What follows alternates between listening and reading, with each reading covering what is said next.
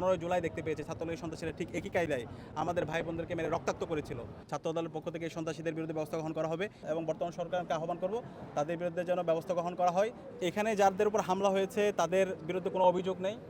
ছাত্রলীগের সন্ত্রাসীরা রাতের অন্ধকারে নৃশংসভাবে হামলা করেছে এবং শিবির করার অপরাধে আমরা তো আগে দেখতে পেয়েছি ফেসিবাদী আমলে ছাত্রলীগের সন্ত্রাসীরা আমাদের উপর হামলা করেছে, আমাদের হাজার হাজার ভাইকে পঙ্গু করেছে, শহীদ করেছে। সুতরাং জুলাই বিপ্লব পরবর্তী শিবির সন্দেহে অথবা শিবির করার অপরাধে কাউকে যদি মামলা এটাকে জায়েজ করা হয় তাহলে আমরা তীব্র প্রতিবাদ গড়ে তুলব। সুতরাং এই শিবিরের উপর কেউ যদি হামলা এরকম কেউ জাস্টিফাই করে, শিবিরকে কেউ যদি হত্যাযোগ্য করে, তাদের বিরুদ্ধে আমরা আমাদের আন্দোলন সংগ্রাম জারি রাখবো।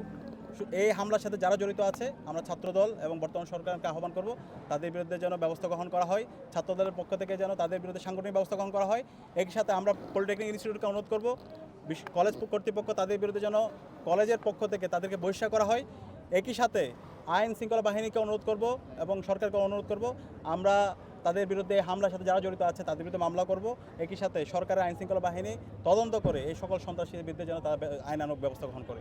ছাত্রদলের যারা এসেছে আমরা তাদেরকে দেখিয়েছি আমাদের যারা আহত হয়েছে, যেভাবে নৃশংস হামলা হয়েছে আমরা সেটা 15 জুলাই দেখতে পেয়েছি। ছাত্রলীগের সন্ত্রাসীরা ঠিক একই কায়দায় আমাদের ভাই বোনদেরকে মেরে রক্তাক্ত করেছিল এবং সেই রক্তাক্ত পরবর্তী যে সারা দেশে গণবিস্ফোরণ হয়েছিল সেটা আপনারা দেখতে পেয়েছেন। তা আমরা তাদেরকে বলেছি এবং সতর্ক করেছি এই ধরনের সন্ত্রাস যারা কায়েম করছে, ক্যাম্পাসের মধ্যে যারা রক্ত ঝরাচ্ছে, এটা যেন তারা বন্ধ করে, এই সন্ত্রাসীদেরকে যেন তারা সামলায়। এবং আমরা তারা দেখিয়েছি, তারাও সহানুভূতি প্রকাশ করেছে, তাদেরকে দেখেছে এবং তাদের আশ্বস্ত করেছে তাদের বিরুদ্ধে তারা ব্যবস্থা গ্রহণ করবে। আমরা দেখতে চাই তারা কীভাবে ব্যবস্থা গ্রহণ করে এবং আমরা সরকারকে দেখতে চাই তারা কীভাবে এই সন্ত্রাসীদের ব্যাপারে তারা ব্যবস্থা গ্রহণ করে। না, আমরা এটা বিশ্বাস করতে চাই না। আমরা আশা করতে চাই যারা সন্ত্রাসী আমরা সবাই তাদেরকে আইডেন্টিফাই করব এবং তারা হচ্ছে কালপ্রিট, তাদের বিরুদ্ধে ব্যবস্থা গ্রহণ করতে হবে।